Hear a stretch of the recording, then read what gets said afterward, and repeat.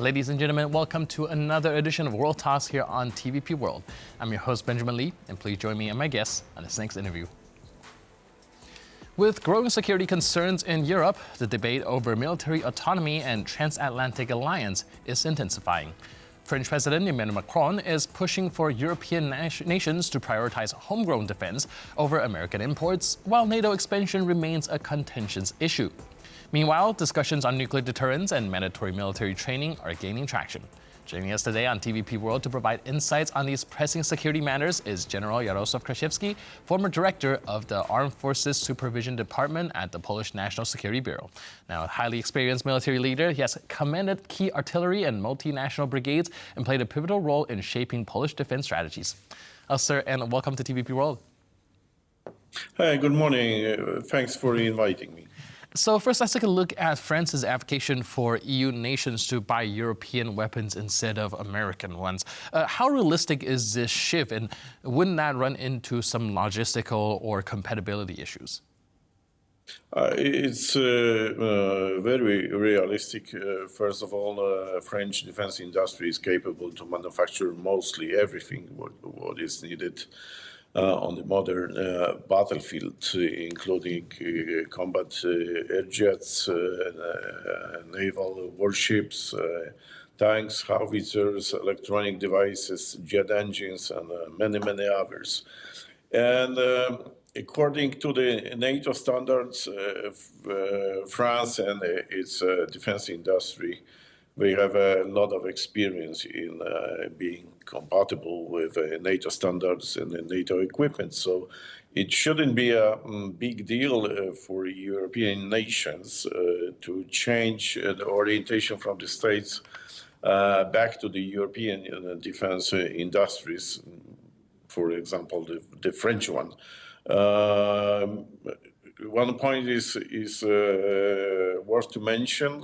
Last year, the French defense industry made 18 billion euros as a benefit for the nation and national treasure. So it's a good result, and the equipment is at the highest level of performance.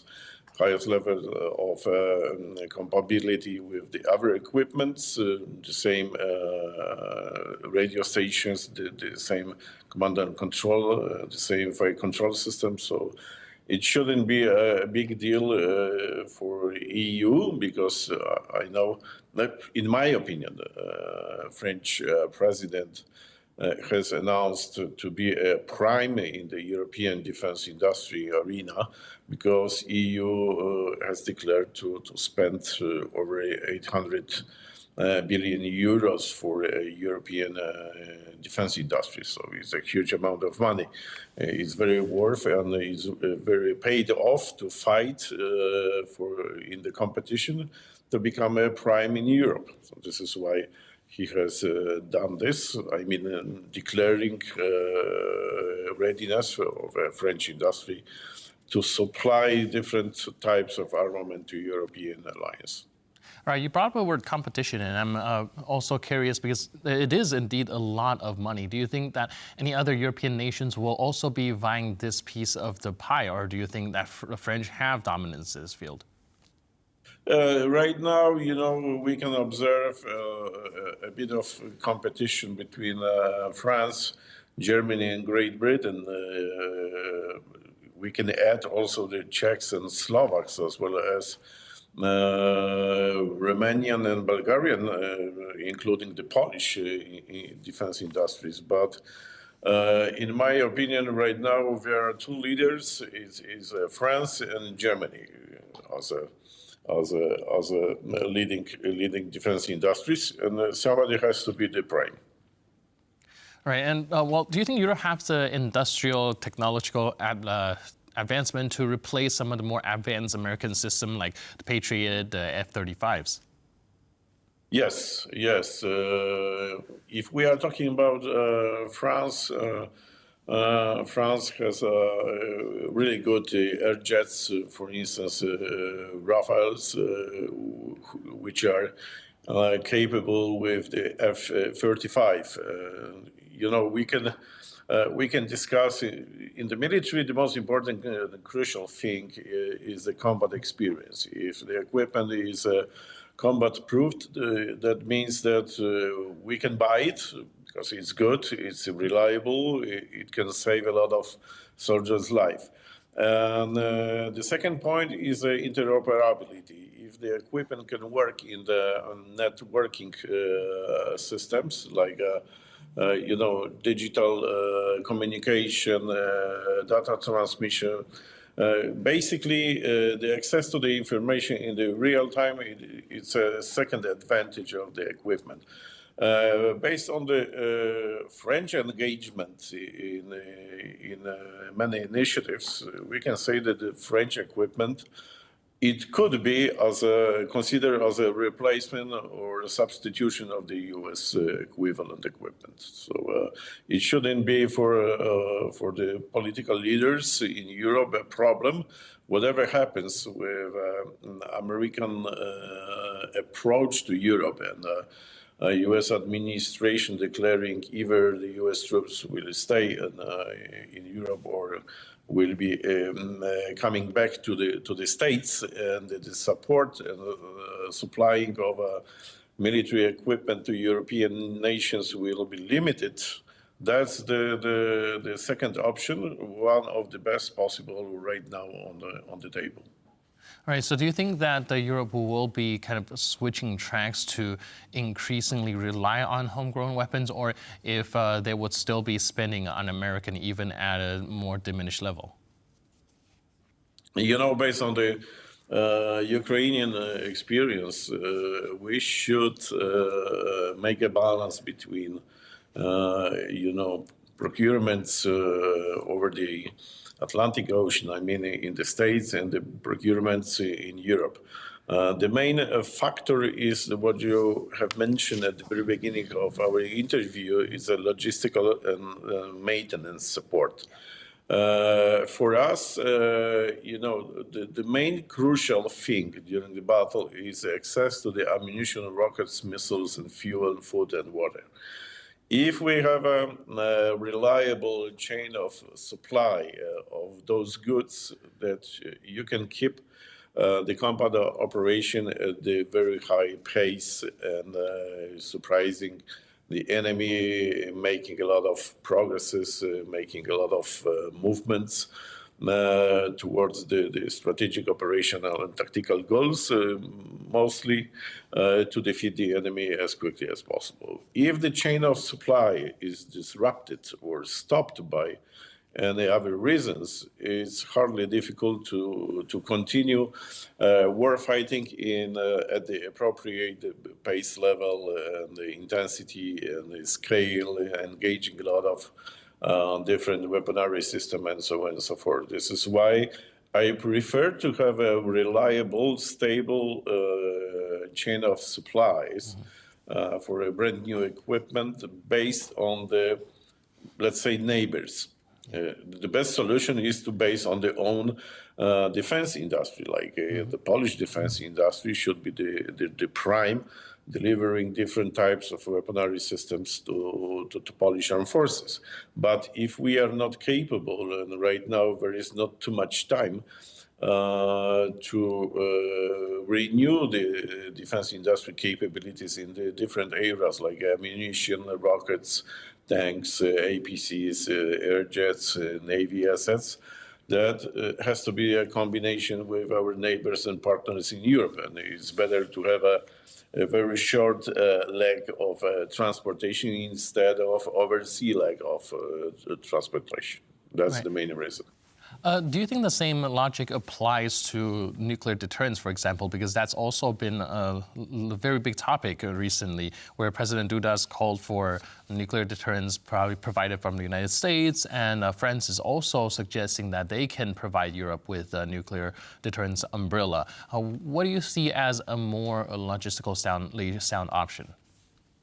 I fully agree with the statement made by the President Duda, because as you know, a couple of years ago, the full responsibility over the security of Central and Western Europe has been moved from Germany to Poland and B9 countries. But Poland, as a leader of B9 countries, the flank countries with Russia, Belarus, and Ukraine, we are the nation, the state, which has been making a lot of progresses in terms of modernization, investments, spendings, and so on and so forth. This is why at least we should be added to nuclear sharing as one of the main important projects in NATO. And not necessarily the assets with the nukes will be relocated from Germany and other countries to Poland, because it's too close to unstable state, which is the Russian Federation. But additionally, we should spend a lot of money to prepare the very specific, very top secret installations in Poland, because such a high paid-off targets like nukes and the launchers with the nukes should be maneuvering during the night, and the maneuvers made by such assets should be covered by the highest confidential standards, and only a few people in the country should know where they go, how they go, when it's going to be a new relocation, and so on and so forth. That's the very sensitive topic. But again, we should be added as a part of nuclear sharing, at least. Right. Well, like you mentioned, this is a more sensitive topic, but I'm also wondering whether President Duda and President Donald Trump has come to any sort of security guarantees, or at least negotiation when it comes to that front. Or do you think Poland will also be included in this broader kind of European strategy as well? President Duda's statement we should consider as an initial phase to enter into very detailed discussions with states and power nations, nuclear power nations in Europe. I mean, France and Great Britain. I think that the first visit of President Trump in Poland should be the very detailed discussion about possibilities how to share the efforts of the nukes belonging to the states and the nukes belonging to the France and Great Britain. And moreover, the discussion should include also representatives from those three nuclear powered nations, states, France and Great Britain.